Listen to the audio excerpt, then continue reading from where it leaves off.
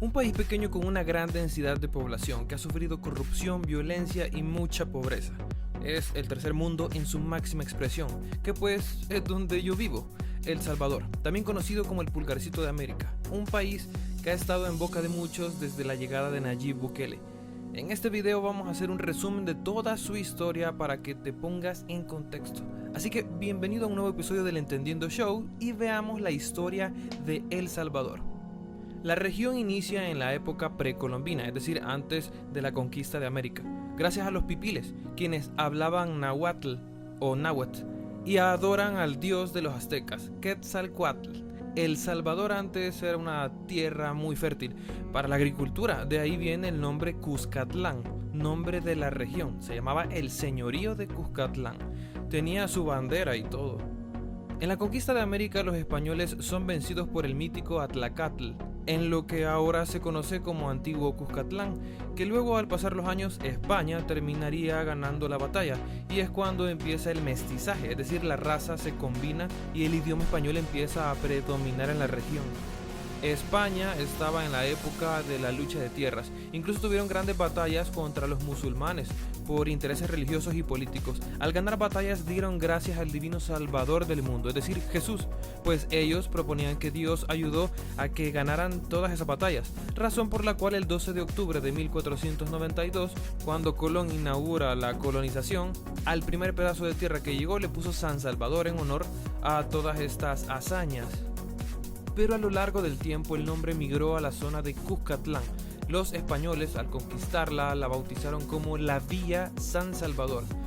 A lo largo del tiempo esta región más con otros lugares aledaños se unirían y se convertirían en El Salvador que conocemos. Sin embargo había que independizarse. El Salvador quería ser un país hecho y derecho, y es que aparte de ser de España, también era parte de la Gran Capitanía de Guatemala, pues en 1542 los guatemaltecos tenían dominado todo Centroamérica a excepción de Panamá. Incluso tenían un pedazo de México. De hecho, la gran independencia que El Salvador celebra el 15 de septiembre es el desligue definitivo de Guatemala. Y es que la historia nos cuenta que cuando Europa entró en crisis por las guerras de la Francia de Napoleón, se debilitó lo suficiente para que Estados Unidos se independizara, lo que causó un revuelo en toda América. De hecho, el primer contacto que El Salvador tiene con la independencia es el 5 de noviembre de 1811 por los famosos próceres José Matías Delgado y Manuel José Arce. En 1814, la Gran Guatemala se independiza de España, entre más países como México, etc. Y no fue hasta el 15 de septiembre de 1821 que la Gran Guatemala se divide y se convierte en Centroamérica. En esa fecha, por fin El Salvador se declara como un país independiente. Sin embargo, pasan algunos conflictos y en resumen Centroamérica se hace parte de México, pero luego se logran independizar nuevamente y entonces toda la región queda unida otra vez, llamándose República Federal de Centroamérica, donde el prócer Manuel José Arce se hace presidente, con una idea conservadora, idea de las cuales por la Revolución Francesa no muchos estaban de acuerdo. Por eso Francisco Morazán, otro salvadoreño, empieza la guerra civil a favor de una política liberal.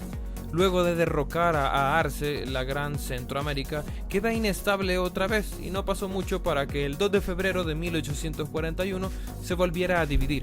Y es a partir de aquí que El Salvador no vuelve a combinarse con otro país, y hoy sí nos vamos a enfocar meramente en, el Pulgarcito de América. Empieza la época de la oligarquía, es decir, el dominio de muchos sobre pocos. El Salvador ya tenía su bandera y todo. Era una copia de la bandera de los Estados Unidos, y lo que dominaba la región era una ideología liberal luego de la batalla del militar Gerardo Barrios a favor de esta idea. En 1871 tenemos un pulgarcito laico, pero con un problema, y es que el café estaba en su auge, un producto que el país producía en gran medida. Por ello se le llamaba la República Cafetalera, y por esto, para subir la economía, se vendieron grandes tierras a solo pocas familias, eran las que dominaban todo el país básicamente. La oligarquía. Entre estas familias están los Dueñas, los Regalados, los Palomo, etc. Pero los más famosos eran los Girola. Esta familia fue muy poderosa, tanto así que se inventó un rumor que habían hecho pacto con el diablo, una creencia muy popular en el país, y la razón de esto es que cada uno de estos familiares fue muriendo brutalmente. De hecho, yo conocí personalmente a dos de estas personas, claro, descendientes, que de hecho murieron feo. Pero esto es otro tema. La cosa es que sus propiedades son monumentos y para muchos son áreas embrujadas. Hay mucho misticismo en todo esto. Así que en este momento del auge de la oligarquía nace mi abuelita, para que vean que aún falta para que llegue yo a la historia. Estamos en el año 1900 y llega a la presidencia un personaje muy importante, Manuel Enrique Araujo. Este líder sube la economía del país, pero también la desigualdad. Inventa la policía rural llamada La Guardia. Aún así le pone impuesto al café y empieza a crear leyes para favorecer al empleado trabajador. Pero su acción más importante es que el 17 de mayo de 1912 cambia la bandera de El Salvador, pone la que actualmente conocemos, para dejar de copiarle a los Estados Unidos. El azul representa los mares, aunque podemos decir que un azul es del cielo, porque El Salvador solo tiene el Océano Pacífico. El blanco es la paz y el escudo habla sobre libertad, progreso y esas cosas.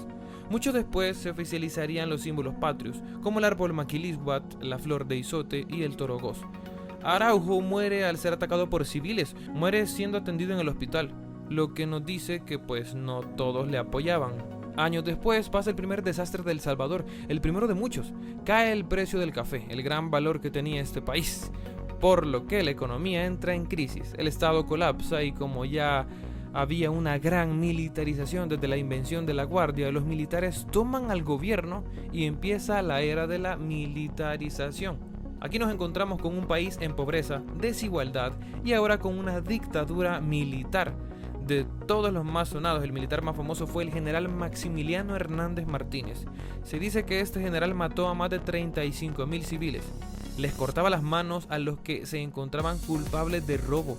Se reeligió varias veces, apoyaba la oligarquía. Su filosofía era preservar el orden y los intereses de los poderosos. Además, era racista, no permitía al país la entrada de chinos y árabes. Por todas estas injusticias aparece el famoso Farabundo Martí, quien protestó al gobierno con un grupo de campesinos e indígenas, los pipiles que aún quedaban en el país. Por esto Maximiliano hizo una gran masacre y mató a todos los indígenas que quedaban en El Salvador, un hecho lamentable. Además también Farabundo Martí fue asesinado por su puesto. Luego Maximiliano Hernández Martínez decide renunciar a su puesto. Murió exiliado en Honduras, apuñalado diversas veces por su propio chofer, el cual estaba ebrio y exigía un mejor salario, y en una calurosa discusión decidió asesinar al ex general. Dato curioso, un día nos fuimos con mi grupo de amigos a dormir a un volcán en un Airbnb y nos dimos cuenta que la casona que alquilamos era del ex general Maximiliano Hernández Martínez. Pero bueno, era un paréntesis. Y bien, al pasar los años, la militarización seguía. Los militares habían creado un partido político llamado PCN, el Partido de Concertación Nacional, y era el que siempre ganaba. En esas épocas es cuando nacen mi mamá y mis tías, así que al rato aparezco yo en la historia. Por cierto, para hacer este video tuve la oportunidad de hablar con varias personas interesantes, entre estas mi tía que vivió la guerra civil y varios conflictos, un ex soldado del ejército que peleó en la guerra civil, un experto en seguridad nacional que trabajó con información clasificada del gobierno en su tiempo. Y hasta tuve la oportunidad de hablar con pandilleros que bueno, pues ya estarán en prisión, ya fue hace bastantes años, pero aún recuerdo sus anécdotas. También incluso en su tiempo hablé con hijos de pandilleros, hijos de soldados del ejército, etc. Lástima que no pude hablar con un soldado de la guerrilla porque hubiera sido genial. Pero toda esta info me va a ayudar para explicar algunos detalles más adelante, además de mi propia experiencia, por supuesto. Pero bien, continuamos. Hay militarización y sobrepoblación. Honduras, el país vecino, está molesto con El Salvador, pues Honduras tiene una gran cantidad de tierras y no muchos trabajadores, mientras que El Salvador, por lo contrario, tiene sobre trabajadores y, por supuesto, desempleo. Los salvadoreños habían migrado en grandes cantidades hacia el país hondureño para conseguir trabajo, a un punto que ya le estaban quitando el trabajo a los mismos hondureños. Esto no era nada bueno, así que los hondureños empezaron a matar a los salvadoreños que llegaban al país, y Honduras quería deportar a los salvadoreños que ya estaban ahí. Había mucha tensión en estos países, así que en 1969 se desató la famosa guerra del fútbol. Sí, un partido de fútbol desató una pelea, pero bueno, al final esa fue una excusa nada más. Para las clasificatorias del Mundial, Honduras gana 1-0 a El Salvador en el primer partido. En la segunda vuelta, El Salvador le gana 3-0. Así que todo se resuelve en un partido de desempate en México, donde con un 2-2 se van a tiempos extra. Y sí, que, o sea, parecía de película. Y con un gol final, El Salvador se convierte en el primer país de Centroamérica en ir al Mundial tras un épico 3-2. Y tras este evento empieza la guerra. Una guerra que solo duró 100 horas. Ni habían terminado de anunciar la guerra cuando El Salvador estaba casi llegando a la capital de Honduras. Ya habían varias bajas, pero los medios internacionales detuvieron todo y sancionaron a El Salvador, y así es como el pulgarcito se hace más pulgarcito todavía, perdiendo un poco más de terreno, llamados los bolsones de Honduras y El Salvador. Mi tía me contó algo sobre esta guerra. Hubo un momento que Honduras empezó a entrar y bombardeaban áreas civiles del país, entonces se les ordenaba a la gente apagar todas las luces en las noches, para cuando los aviones pasaran no supieran dónde estaban los civiles y no lo bombardearan. Yo no sé cómo la gente durmió tranquila, tampoco me imagino lo que vivieron los hondureños. Esto provocó que Honduras y El Salvador fueran enemigos. De hecho, hay muchas personas que tienen resentimiento aún contra la nacionalidad contraria. De mi parte, hasta tengo amigos hondureños, he visitado el país y todo, así que claro, ya muchos nos vemos como hermanos, aunque haya una gran parte que aún no lo vea así. Bueno, en todo este desorden, el PCN por fin tiene un digno rival, el Partido Demócrata Cristiano, PDC, quien proponía de presidente al famoso José Napoleón Duarte. Se dice que las elecciones las ganó Duarte, pero el PCN le valió básicamente y siguieron gobernando ellos. Hicieron fraude y ya. Es decir, era pura dictadura. Así que el fraude, la dictadura, la pobreza que ya era extrema y el abuso de poder estaba cansando al pueblo. Además estábamos en épocas de Guerra Fría. Había lucha de comunismo versus capitalismo en todos lados. Eran conflictos tanto políticos como bélicos. Y El Salvador fue víctima de este conflicto ideológico. Estaba el militar Carlos Humberto Romero en el poder por parte del PCN cuando en 1979 sufre un golpe de estado por su corrupción y falta de derechos humanos. Pero este golpe era por más militares, así que no salíamos de nada. No había para dónde. En pocos días empieza la guerra civil del Salvador cuando el pueblo se cansa de todo esto. Por cierto, una de las guerras más brutales de América. Hay un par de películas sobre esta guerra, por ejemplo está Voces Inocentes o Sobreviviendo Guazapa, entre otras. Hablemos de este conflicto. Jorge Shafik Handal era un hijo de inmigrantes palestinos, estudió Derecho y fue quien lideró la Revolución Civil. Con varios grupos políticos de izquierda creó el FMLN. Sus siglas significan Frente Farabundo Martí para la Liberación Nacional. Sí, en honor a aquel campesino asesinado. Y para intereses de la Guerra Fría, este sería el bando comunista. Los militares tendrían el otro lado, los que defendían la derecha, dirigidos por el mayor Roberto D'Aubuisson, de descendencia francesa. D'Aubuisson, en medio de la guerra, creó el partido Arena, la Alianza Republicana Nacionalista del Salvador, que representaría obviamente el capitalismo. En 1979 inició la guerra, Arena versus el FMLN, o D'Aubuisson versus Shafik. Se sabe que los militares recibían miles de dólares diarios gracias a Estados Unidos, mientras que el FMLN, quien tenía la guerrilla, era financiado por la Unión Soviética y Cuba. Al menos esas son las suposiciones. En 1984 D'Aubuisson busca la presidencia del país al estrenarse en el partido Arena, en plena guerra civil, en una batalla política contra Duarte, aquel presidente que le habían hecho fraude. D'Aubuisson pierde las elecciones y esta vez Duarte llega al poder en busca de dar solución al conflicto de los militares y la guerrilla. Aún así, los militares le hicieron la vida imposible.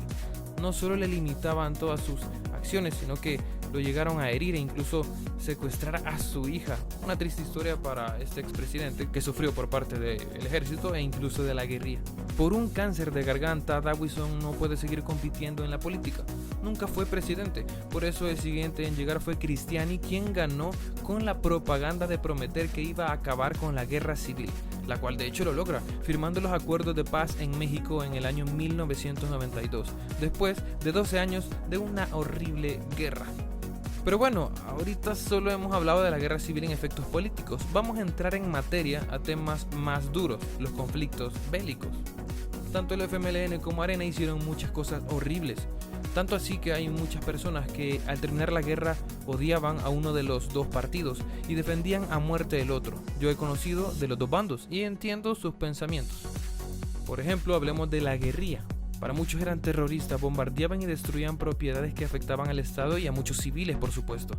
También para recaudar dinero secuestraban gente y pedían una recompensa.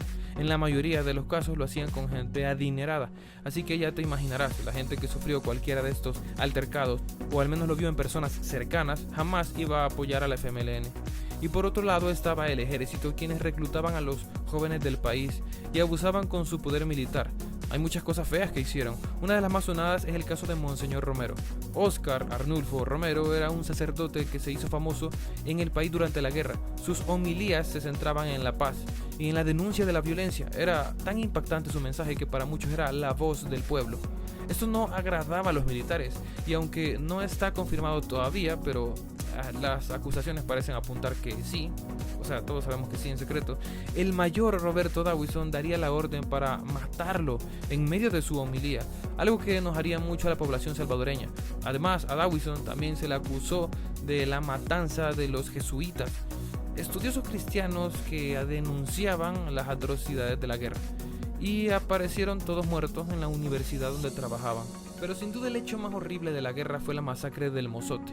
Imagínense que todos conozcan un pueblo y de la nada un día este pueblo ya no existe porque todos sus habitantes murieron. Así es, esta masacre es de los peores acontecimientos violentos a nivel latinoamericano, donde por un supuesto vinculamiento de esta aldea con la guerrilla, los militares mandaron al famoso Escuadrón Atlacatl a masacrarlos a todos.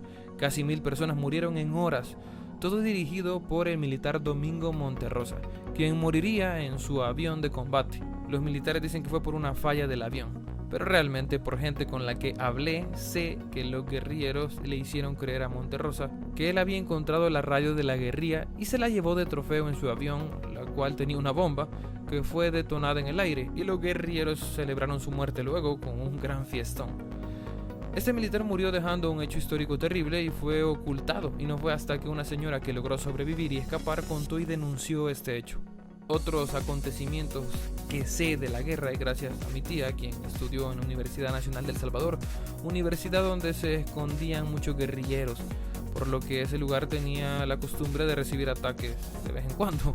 Estudiar con los ruidos de las balas y dormir con los ruidos de las bombas era lo normal. Mi tía recuerda hechos terribles, como cuando un grupo de estudiantes de medicina fueron de voluntarios a ayudar a heridos de guerra y por ayudar, sin ellos saber, a guerrilleros, mataron a todos los futuros médicos de ese grupo. También me cuenta que en la universidad habían parlantes por todos lados donde se anunciaba cualquier cosa importante. Y no olvide el día que mataron a Monseñor Romero. Toda la universidad colapsó y todos se regresaron a sus casas porque sabían que se venía un contraataque feo. Ese día del susto, mi tía me cuenta que hasta se le durmió la boca mientras esperaba el bus para ir a la casa. Ella creyó que ese día iba a morir. Pero también están los hechos que me comentó el ex soldado del ejército, quien me afirmó ser cristiano desde antes que empezara la guerra, y cuando inició siendo muy joven solo tenía dos opciones: ir por su cuenta al ejército o que lo reclutaran, y al ir por cuenta propia el trato era mejor, así que no había de otra. En todas las batallas y fuego cruzado me cuenta él que lo peor es ver morir a un compañero. La sangre se calienta del enojo y uno sigue disparando sin cesar. Él me dijo también que nunca mató a nadie conscientemente, es decir, no sabe si sus disparos llegaron a matar a alguien, pero al menos él nunca lo vio.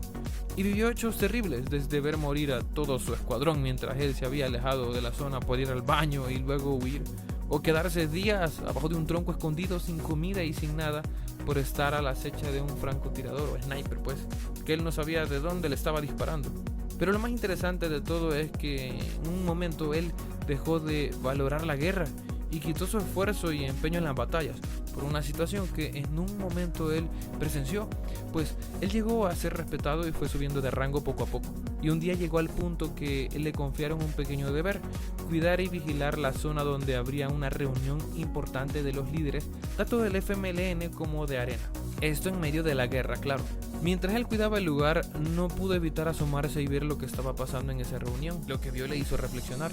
Vi a los líderes de los dos bandos contrarios celebrando, compartiendo la cerveza, entre otras cosas, alegres, chisteando y más. Aquí el soldado con el que hablé se dio cuenta: estos líderes recibían millones de dólares para mantener la guerra, de los cuales obviamente se agarraban su buen pedazo.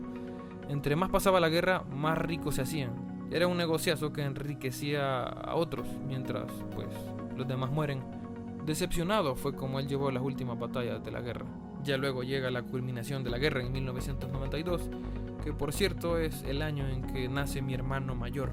Luego de la guerra la política ya no se resolvería en un PCN versus PDC.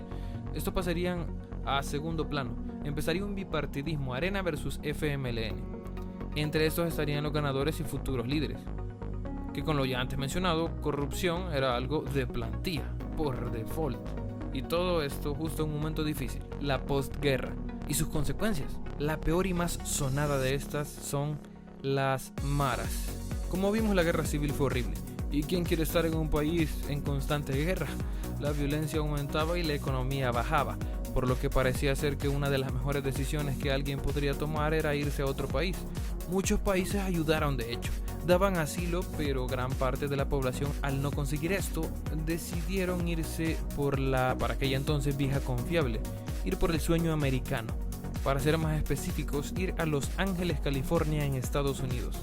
El problema es que cuando los salvadoreños llegaron, el lugar ya estaba lleno de pandillas, en particular de una muy poderosa llamada la Pandilla 18, creada por mexicanos, pero que aceptaban salvadoreños.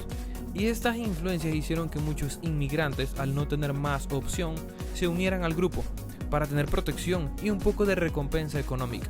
Poco a poco, los salvadoreños que iban en busca de paz se encontraron con otros problemas, que los absorbieron y los convirtieron, a la gran mayoría, en pandilleros. En este ambiente tosco y desafortunado, se empezó a formar una nueva pandilla exclusiva de salvadoreños, la cual era formada por los llamados salvatruchos, un término que supone hacer referencia al hecho de que eran salvadoreños, se supone. Así es, aquí nace la Mara Salvatrucha, o mejor dicho, la MS-13. Llegaron a tener mucho poder y control a un punto que el bando de la Pandilla 18 se convirtió en su máximo enemigo, llegando a desatarse una guerra de pandillas, que no le gustó para nada a Estados Unidos. Digo, todo esto pasaba cerca del famoso Hollywood y había que hacer algo. La solución fue simple: deportarlos a todos a El Salvador. Tipo, bueno, aquí se los traigo, ahí se arreglan ustedes, ahí vean qué hacen. Así las maras llegan ante un pulgarcito devastado de la guerra, con pobreza y ahora agreguémosle corrupción y un claro futuro desastroso, ya que empezaría a ser dominado por estos grupos criminales. Aquí es donde aparezco yo. ¿Me asaltaron alguna vez? Por si se lo preguntan, la respuesta es sí. ¿Vi asesinatos? Pues eso sí, no, nunca. Supe de cerca unos muertos, pero no lo presencié. A ver, ¿cómo realmente funcionaban las maras? ¿Ustedes creen que una empresa les iba a dar trabajo a ellos o que ellos quisieran tener un trabajo formal? Obvio no. Asaltar y robar a civiles parecía una buena idea al principio, pero no generaba el dinero suficiente. Lo que nadie sabía es que las maras, tanto 18 y 13, estaban siempre en guerra y se empezaron a organizar de una forma mejor que el gobierno mismo. Tanto así que la MS-13 se convertiría en la pandilla más peligrosa del mundo. El siguiente paso fue la extorsión, pedir porcentajes de ganancias a negocios y personas con la condición de ser protegidos por ellos mismos y de ellos mismos. Sus ganancias empezarían a aumentar, obviamente. Y luego las maras se aliaron con narcotraficantes de renombre de otros países para recibir más ganancias y mover la droga por el país. En cuestión de meses, todo era un caos y El Salvador pasaría a ser el país más inseguro del mundo. Eso sí, era por zonas, había lugares que casi no pasaba nada y uno vivía normal, como en una burbuja, digamos, que podría decirse entre comillas que fue mi caso. Viví en una zona siempre insegura, pero relativamente tranquila a comparación de otras. Aquí entra lo que hablé con una persona que trabajó en la seguridad nacional del país. Él me comenta que le aterraba ver la información clasificada que había en ese momento. Veía cómo crecían las pandillas estadísticamente como una plaga de ratones en una casa, pero las cosas se ponían aún peor.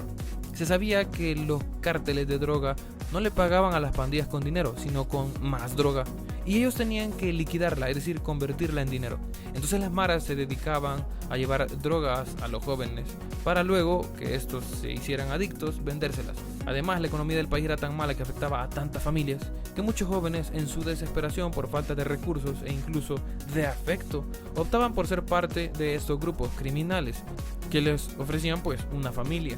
Todo esto hacía que el crimen creciera más. Además, habían tantas muertes que esta persona de Seguridad Nacional me comentaba que no todos los crímenes se publicaban en los diarios. Habían cosas que pasaban que eran tan duras que los medios decidían mejor no comunicarlo y censurarlo. La peor parte de las maras está en la política. Este caballero de Seguridad Nacional me comentaba cómo en un momento tuvieron que hacer un plan para dar solución a todo este conflicto que ya se había salido de control. Todo este grupo de intelectuales políticos eran estudiados de política en Estados Unidos. Incluso me comentó que a él y sus compañeros los llevaron al Pentágono a estudiar la inteligencia de los gringos. por lo que mano dura sería su obvia resolución al conflicto de las maras.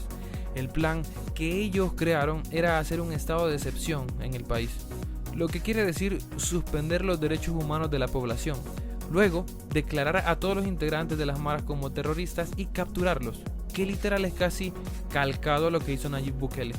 De hecho, esta persona me comentó que no sabe si Bukele se basó en el plan que ellos crearon o simplemente otro llegó a la misma idea. Sin embargo, sí hay una diferencia abismal en el plan anterior al actual de Bukele, pues, según me dijo esta persona, el plan culminaba en capturarlos a todos y sentenciarlos a pena de muerte, ejecutándolos sin ninguna piedad, cosa extrema a la que no ha llegado Nayib. Pero si la solución era tan clara, ¿por qué nunca se ejecutó? Bueno, por el bipartidismo. En una asamblea partida a la mitad, las decisiones gubernamentales se podían bloquear fácilmente. Si Arena quería ejecutar el plan, el FMLN lo bloqueaba, y viceversa. De hecho, el Estado trató de hacer diferentes alianzas con las maras para bajar la violencia, cosa que favorecería a las maras y al final seguía aumentando su número de miembros. Al final los partidos políticos solo cubrían sus intereses para no verse opacados por el partido contrario, mientras de escondidas cada político acumulaba su propia riqueza. De hecho, las maras era un buen negocio, ya que muchos países podían mandar colaboraciones para ayudar, cantidades de dinero que por supuesto los políticos podían quedarse. Esto no tendría que sorprender a nadie a este punto de la historia, pues estamos hablando de los mismos políticos que aquel ex militar del ejército me mencionó, que estaban brindando y enriqueciéndose mientras sus soldados morían, dado que era de esperarse que la población salvadoreña tildara a estos políticos como ratas. Así que hemos hablado de las maras y la política. La violencia, pobreza y corrupción es un hecho. Pero para agregar drama al asunto, hablemos de los actos vandálicos que hicieron los mareros. Atrapar a la juventud, promover la droga, extorsionar y asaltar gente era una de tantas cosas que hacían las pandillas. Sus tatuajes y marcas eran símbolos de poder, por lo que lo presumían, y se creían dueños del mundo. Violaban y mataban a diestra y siniestra, mataban policías y también se mataban entre ellos, la 18 y la 13. No tuve contacto, pero sí conocí de jóvenes que decidieron irse con los mareros. Muchos terminaban en la cárcel, otros no sé de ellos, y otros estoy seguro que ya estarán muertos. Incluso personas menores que yo. Ahora bien, tuve un amigo que fue marero. Y esta historia es complicada para mí contarla por el momento en que vivo. Pero no era un amigo cercano, pues él tenía entre 30 y tantos y 40 años y yo apenas tenía unos 13 años aproximadamente. Él era una persona bastante grande, intimidante, toda su cara estaba tatuada, pero ya era un trabajador normal. E iba a la iglesia todos los domingos, incluso servía ahí. En esa etapa lo conocí, ya un hombre arrepentido de lo que hizo. Pero, ¿por qué lo consideré un amigo? Bueno, no solo era el hecho de que lo veía y me lo encontraba en lugares y nos saludábamos constantemente, sino que además a veces hablábamos de cosas importantes y nunca voy a olvidar cuando me confesó todo lo que él hizo. Violó, mató, se drogó, hizo cosas horribles, no tenía un dedo, por cierto, lo perdió en un enfrentamiento que no recuerdo si fue contra la policía o con otras maras. Me dijo que Dios lo había cambiado y siempre me decía que por favor nunca jamás pruebe ninguna droga, ni siquiera el alcohol, que esté siempre cerca de mi familia, algo que él no había tenido. También me decía que yo le agradeciera siempre a Dios por lo que él me estaba dando, pues a mí me conmovía que él estaba feliz porque yo estaba viviendo una vida como él hubiera querido, fuera de pandillas y con normalidad. Incluso me acuerdo que en un emprendimiento que yo tuve en su momento, él me ayudó a construir unas cosas. Y nunca voy a olvidar que lo hizo gratis, solo por ayudarme. Hasta lo invité a cenar. Es complicado. Sí creo que él era otra persona. Sí creo que cambió. Pero, si le soy honesto, sí estoy a favor de lo que hizo Bukele. Mi viejo amigo, sé que ya era otro. Sé que ya era otra persona, pero a pesar de todo, debe de pagar ante la ley lo que hizo. Los mareros hicieron caer negocios, arruinaron vidas y familias. ¿Y cómo vamos a olvidar cuando quemaron un bus con gente adentro? Y los que intentaban salir eran fusilados por ellos mismos. No hay manera, no había vuelta atrás. El país quería justicia y los políticos del momento no iban a hacer nada. Así que llega el momento que aparece Nayib Bukele, de descendencia palestina, hijo de Armando Bukele, un excelente empresario y destacado líder musulmán. Él nunca quiso que su hijo Nayib se metiera en política, pero aún así lo apoyó, aunque murió antes de que este llegara a ser presidente. Para 2019, el año de las elecciones, Nayib ya era famoso y popular, al haber destacado como político del FMLN. Con su marketing y trabajo había dado una excelente cara en su alcaldía tanto de Nuevo Cuscatlán como San Salvador, pero sus ideas no pegaban con el FMLN y de vez en cuando denunciaba cosas que no le gustaban del partido, razón por la cual lo terminan expulsando y decide lanzarse a la presidencia de forma independiente. Críticas habían muchas, desde cuestionarlo porque no terminó sus estudios universitarios o desde el aspecto religioso, algunos cristianos pensando que iba por un estado musulmán.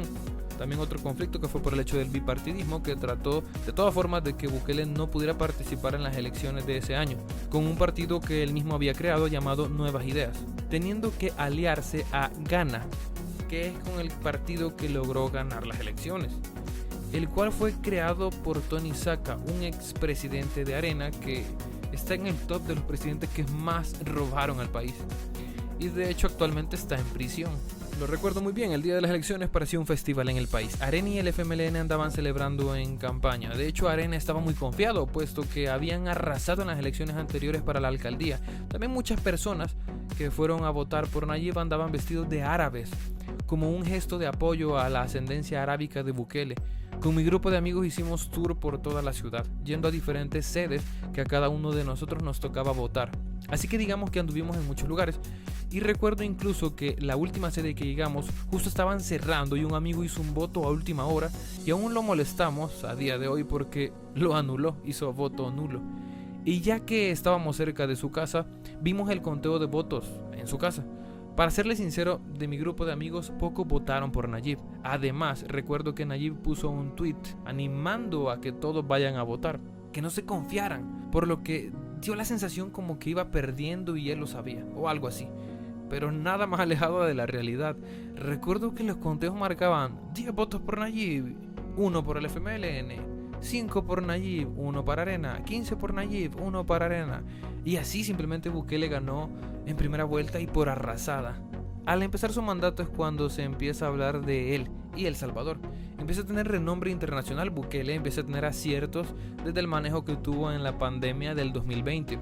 Pero también se ven cosas raras, como cuando quería que la asamblea aprobara un presupuesto y al denegarse, este decidió meter militares al lugar, parecía una amenaza.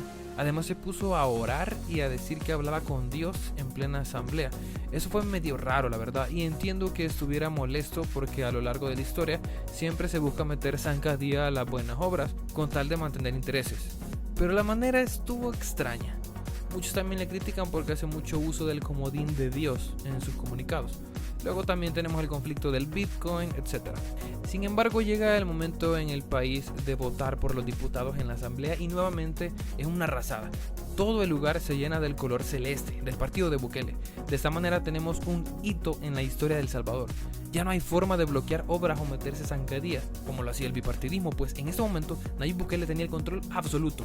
Sea lo que sea él dijera, sería aprobado. Razón porque empiezan a haber más críticas como una posible dictadura.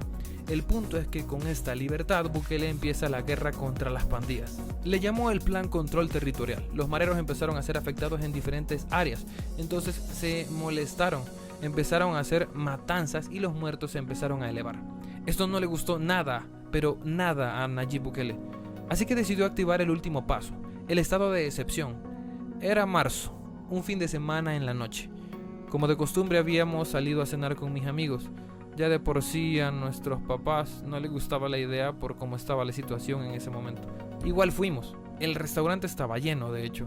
Y por estar hablando no nos dimos cuenta, pero en ese momento se empezaron a dar las indicaciones del estado de excepción. De hecho, pusieron toque de queda para ese día, es decir, estar en la calle muy noche iba a ser prohibido. Eso sí, no me recuerdo cuál iba a ser la hora límite. Pero al cabo de unos minutos, todos teníamos muchas llamadas perdidas de nuestros papás. Nos dimos cuenta porque uno de nuestros amigos vio las llamadas de su celular. Recuerdo que estábamos en el fondo del restaurante y asomé la cabeza y cuando vi aquella escena fue un poco tétrico. Ese lugar que estaba tan lleno estaba completamente vacío. Solo nosotros quedábamos en el restaurante. Ya todos se habían ido. Rápido nos levantamos y nos fuimos. Me recuerdo que en el camino vimos un bar donde habían muchos policías y estaban desalojando el lugar porque la gente no se iba. Las calles estaban solas y cuando por fin llegué a mi casa veo que las capturas de los pandilleros ya habían empezado. El resto es historia. La MS-13, de ser la mara más peligrosa del mundo, ha pasado a ser una de las más débiles en estos momentos. Miles de pandilleros alojados en la prisión más grande de América, donde los mareros se quejan por su maltrato y a todos nos da simplemente igual. Todos pedimos justicia. La violencia bajó abruptamente y El Salvador es un país mucho menos inseguro que antes. El turismo aumentó, pero aún falta vencer el mayor enemigo, la economía. Obviamente amo mi país, el pulgarcito ha atravesado muchos momentos difíciles, afectando permanentemente a la nación. Nayib Bukele para muchos es la esperanza. Honestamente voy a esperar lo que resulte de esta guerra. Los años venideros nos van a dar las mejores respuestas. Eso sí, siempre voy a estar optimista pensando en un futuro mejor y por qué no ser parte de las personas que vamos a llegar a ese futuro mejor.